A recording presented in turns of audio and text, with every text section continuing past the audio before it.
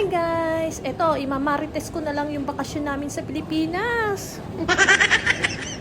Yung nakaraan ng December, kasi nga napag-desisyon na namin na ipa-experience sa mga bata na makapag-Pasko, makapagbagong taon sa Pilipinas.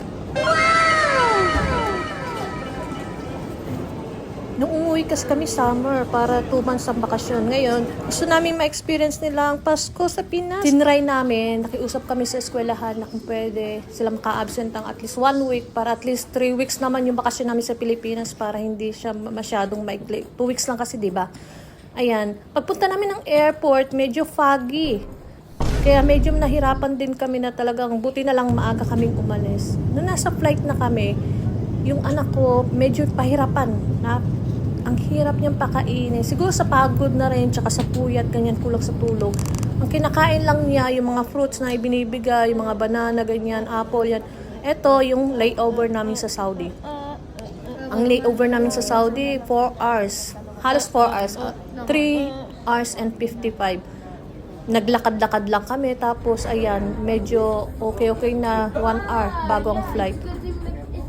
Medyo umupo na kami, nag-attend na kami sa may boarding kasi boarding gate para hindi siya yung ayoko kasi yung tumatakbo-takbo kami. Okay na yung mag-antay. Finally, natatanaw namin ang Pilipinas. Ayan, so excited na kami ngayon. Super excited. Nung nasa flight pa lang, excited. Pero iba pa rin talaga yung feeling na andyan na yung nakalapag na yung aeroplano, ganyan, safe na kayo nakarating. Tapos, andyan na yung mga plano nyo, yung mga plano nila na saan sila kakain, kung anong kakainin nila, kung anong gagawin, ganyan.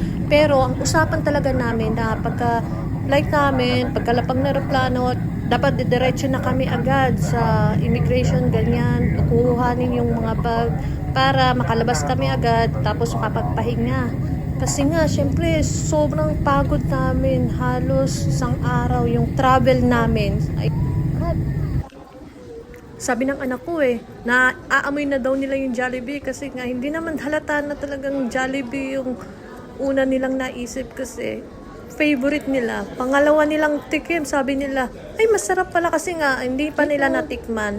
First time nilang natikman, hindi nila masyadong napansin na masarap. Ganyan hanggang para na silang na-addict. Mabilis lang sa immigration kasi nga may mga bata, ganyan, pinauna na rin kami. Pero pagdating pala dito, pinag-intay kami ng bag.